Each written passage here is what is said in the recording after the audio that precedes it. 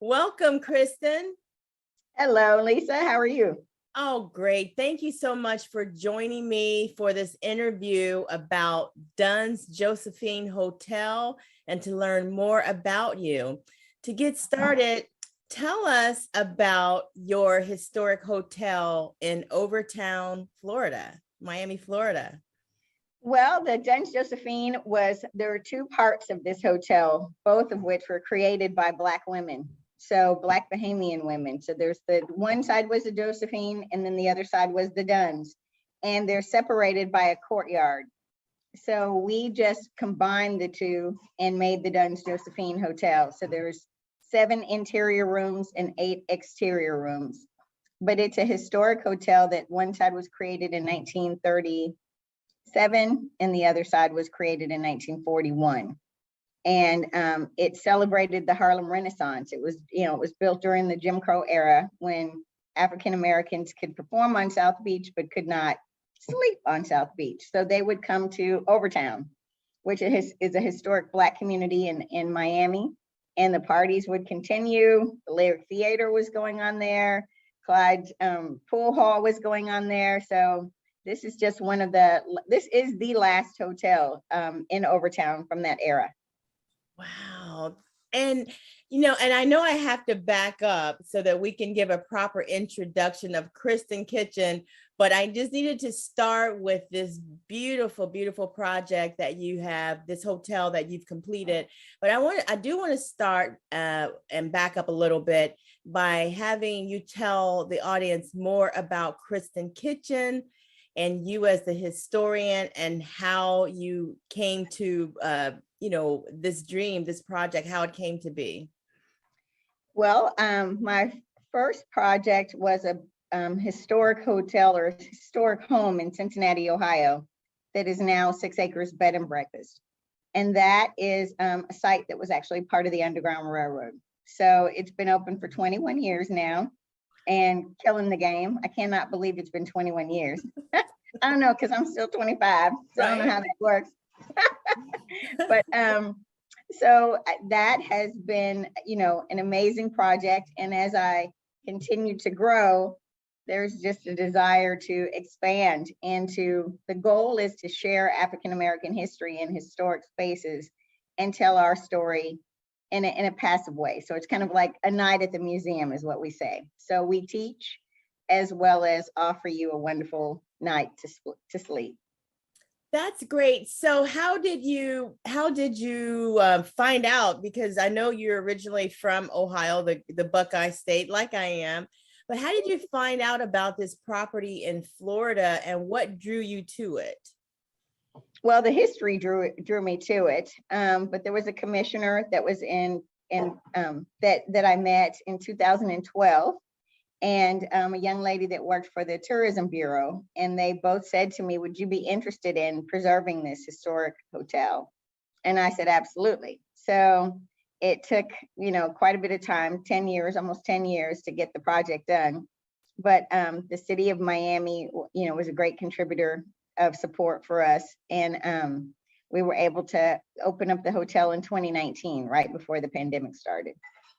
And that's so interesting because, when the pandemic started, of course, there was the shutdown portion of the pandemic. How did that, if at all, affect your business at that point? Well, it was major. In Miami, one of the few cities, they actually closed all of the hotels in Miami. So we got a message, that said effective Monday morning, we're riding through and everybody that is not housing essential people, then you had to shut it down. Essential workers, then you had to shut it down. So we had just opened, which meant, I'd hemorrhaged almost everything that I had to get there. And I just said, God, this cannot be my story. And I went to sleep and I woke up and I thought, who could I serve in the middle of this? And so I reached out to the Miami-Dade Homeless Trust and asked if they had a need to put people in shelters. If somebody got COVID, to pull them out of a shelter and put them into quarantine. And they said, absolutely, can we bring you 3 people tonight? So that started what ended up being an 18-month contract with serving the homeless population in Miami. at the Dunns Josephine Hotel. What a blessing, a double blessing. You were able Absolutely. to help, obviously preserve your hotel there during that, and also to serve the needs of community people. Absolutely. So we have in the process of opening up this hotel, I'm building a brand of hotels called Sojourn Heritage. And from the beginning, even, 5 years ago when we started working on the development of Sojourn, the whole purpose was that when we thrive, our community thrives. So that's our tagline, and that's what we're committed to. So it was a natural pivot to be able to serve this community. And we had just opened, so it was even more of an importance to be able to really get to know the community. And so in those 2 years, not only were we able to serve the homeless, but we're also able to engage ourselves into the community, meet our neighbors, know our neighbors. And so that was really a major plus for us as well. I am so glad that you had the vision that you did to come to South Florida to preserve such a great heritage site. And so how does that work when people search out properties and they say they want to look for historic properties? Is there some type of certain way to find your property, or is it just like searching for a regular hotel? It's pretty much like searching for a regular hotel. We're on all the major search engines, but if you type in, our zip code, obviously we would show up. But people have told me that they have typed in history, culture, jazz, music, and our hotel pops up first. So, in the algorithms of marketing, you put the phrases in there that you want people to reference your hotel with, and then that Okay. helps drive the traffic to you. Okay. So, And talk about have you been busy with your hotel? How's things yeah. been going since the pandemic? The shutdown portion has been over. Oh my goodness. So we came back on deck during Art Basel. So I have an incredible partner that works with me here. Her name is Mattress Bats. And we shut down the hotel in November and reopened in 30 days. But she was reminding me the other day, she said, no, Kristin, we did it in 21 days. And I'm Really? still in shock. I'm still in shock. She showed me the data that the last day that we actually were housing, residents with the homeless trust, and then the day that we actually came back on deck. So it was amazing, that we were able to, save up our pennies and be able to, to renovate the hotel in a very quickly. We had kind of actually started, if there were empty rooms, we would start to get them back on deck with painting and cleaning and all of those kinds of things.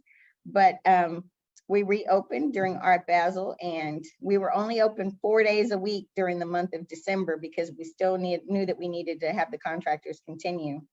And then we were able to fully open again in January. And it has just been unbelievable. So we're really, really thrilled, so happy that people are coming into our community to support. It gives us the opportunity to tell people where to go to eat. And there's several amazing restaurants in our neighborhood, and, where to get coffee at our wonderful little coffee shop. So it's really just been, awesome. Plus we source as many of our products locally as we can. So it's giving us a chance to, there's a young lady that's right in our neighborhood that makes our body butters and sugar scrubs. And I just sent her a message yesterday and I was like, we need more stuff, so that's really, exciting too, to be able to support the other people in the community that have businesses, because the hotels, that's your job. I mean, that's what you do. We probably bring in the largest influx of people from outside of our community into our community. Nice. And how diverse are the groups that come in? Oh, extremely diverse. We have 2 young ladies on our staff that are Spanish speaking, so that we can handle all the influx. Miami is the gateway to to the Spanish speaking communities, or countries. So there is no weekend that we do not have 50% of our guests are international. This weekend was Formula One, so we had several people from Europe that were there. So it just, all over the world. People come from all over the world to go to Miami. So it is the most diverse. And so for people who are wondering, what is it like to step into the Dunns Josephine Hotel? Can you kind of walk us through it with a visual of what it's like to be there and the spacing, so we can all get an idea? I know because I've been personally, but I want to make sure people know exactly what that's like, short of coming, and we want people to definitely come in person. Well, we had an incredible interior designer when we opened the Dunns Josephine Hotel. Her name is Mona Stephen. And we just kind of, I'm a historian and traditional and very, I love old stuff. And she is a very modern and contemporary interior designer. So for us to get married, we created just this amazing space, and it's absolutely beautiful. So you step into Black history, Black culture. There's, we celebrate the Harlem Renaissance there, and our rooms are themed from members of the Harlem Renaissance, all of which had some influence in Miami. So I took some time and did some research, chose those from the Harlem Renaissance that were either from Miami or made a change or performed or had a strong impact. So you come into, we chose colors, finding out what are people's favorite colors. So Ella Fitzgerald's room is purple because that was her favorite color. So, we really took a lot of time to do that. Additionally, we added in Madam C.J. Walker's room. And while she was not an entertainer, she financed a lot of the entertainers. And, people came to her Villa Lawaro and really spent time there. She welcomed the artists and the entertainers as a philanthropist and supporting them. We also have a Marcus Garvey room. And while he was not, an entertainer, again, he inspired, African Americans to get self-liberated and to support each other and to support our own in that era of the change of coming out of Jim Crow, of the, that heavy Jim Crow era. He was very instrumental in, getting Black people to self-liberate mentally, as well as just to find our own voices and to create our own businesses and to, he was just an amazing man with all of that. So it really just celebrates us. It celebrates us in the 30s, the 40s, and the 50s is really what the hotel does. So when you step in, there's an art gallery of images on the walls of all of the members of the Harlem Renaissance. There's an incredible baby grand piano in the lobby that people walk in every day and sit down and play. And we've had some amazing guests that have come in and played. And then we have the opportunity to host, we hosted the Melton Mustafa Jazz Festival. So he sat down at the piano and just did his thing, and the other artists that were performing there, everybody just kind of joined in. It was just an impromptu concert. So it's energy. It's a lot of energy, and there's a lot of sexiness, a lot of dark colors and a lot of velvets and a lot of golds and a lot of, that going on as well. I love it. Now, do you have events in the hotel itself that people can partake of? I think some wine tastings. I know you've done things like that. Yes, we do. You can have a wine tasting with us, but additionally, we're opening up a wine bar. So we're in the process of getting all of our licensing and everything together for that. And so we'll start to curate, weekly, 3 or 4 nights a week. We want to have entertainment, jazz and entertainment. So our goal is to have that, as soon as possible. Hopefully within the next 30 to 60 days, we'll be able to have people come in regularly and enjoy, wine, food. We'll have a light bites. We don't really have a full kitchen, but we'll figure out how to just do, light bites there. And or bring in, right across the street, we have the House of Wings. So you can order your wings and then come over and sit down and have jazz. So we're going to work with our local vendors as well and be able to make that electric, make that amazing when people come. There's something very exciting about the time of the Harlem Renaissance. As you do your research and look back, there was just such an excitement in that Absolutely. period of time. Absolutely. And I must say that your space, that, the research you've done, you definitely have captured a lot of that in your space at the Dunns Josephine Hotel. So Thank you. congratulations for bringing this to fruition, as they say. Yes, yes, we really do love it, and our community itself is going through its own new renaissance. So it's just perfect, perfect timing for us. All of these new, wonderful restaurants have opened up. There's one right down the street that's called the Little Greenhouse Grill. That's just amazing. We have, the Red Rooster with Yes, Marcus and that's Anderson very just famous opened too, up a right? block away. Yeah, that's Yeah. literally 500 feet away from us. So it's just an enormous resurgence of history and culture and energy in the neighborhood. So we're just thrilled to be a part of it.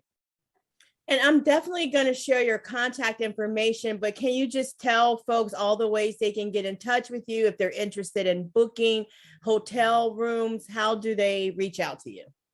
The easiest way is to go onto our website, dunns-josephinehotel.com. But we're on all the major search engines. You can send us an email at dunnsjosephine@gmail.com. That's our booking email. And just reach out. Absolutely. Yeah, all of our information is on there. Well, I don't expect you to tell us all of your plans for the future, but what's on the horizon that's closer in time? You have any other projects that you're working on? I would love to open up a new hotel in Miami. We realized in 60 days that we needed more space, that this kind of opportunity to share history and share culture in a city that is, ranks number 1 and number 2 every single year for tourism, and to be able to share our history and to be able to passively be able to give people enough information that will hopefully make them go home and do a little research and do a little reading. What we realized, immediately was that we were going to need more rooms. So we're right now looking for, a new hotel in Miami that we can purchase and continue the story. That Black Miami has an incredible history, and it just needs to be shared. I want to talk about, when Black people were able to go to the beaches, and how long we were shut out of, South Beach, Miami Beach. And, that there was a card that we actually had to carry, that if we were found on the beach, we had to show our card that said that we were staff or we were working there. It was like a Black card that you had to show that you had a right to be there, that you were somebody's employee. And I think it would be really cool if that was like what the ticket, the door key looked like when you came into the hotel. So I'm really, working on something like that. And I'm sure that within the next year, we will be able to open up a new hotel, a much larger one, in the 30 to 50 room space. That is great. I'm so excited. I love the fact that you're pairing the hotel business with history. Yes, absolutely. Black culture and history. That is so perfect. And what I love about it is that people all over the world are interested in that. Absolutely, absolutely. I mean, I've had people that have come and said to us, we made it to the perfect spot. We didn't know, these are the things that we typed in. This is how we got to your hotel. And I had this really sweet little lady tell me the one time that God sent her, and she typed in all of these things, and she magically made it. And I was like, yep, God and the algorithms got you here. But it just really, people find exactly what they're looking for, and that's what's most important. Well, thank you so much. I mean, it's just great that you had the foresight to be able to bring this, like I said, into fruition. That is my word of the day, as you can see. And I'm so grateful that you are here in South Florida.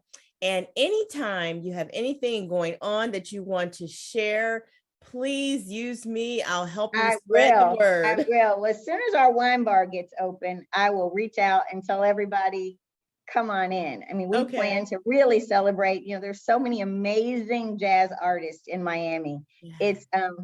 It's truly unbelievable, of all races, all colors, all genres of jazz, that it's different from anywhere else. You know, it's not all just a classic jazz. I mean, I've Right. heard, you know, I mean, truly just all kinds, and I can't wait to bring all of that electricity.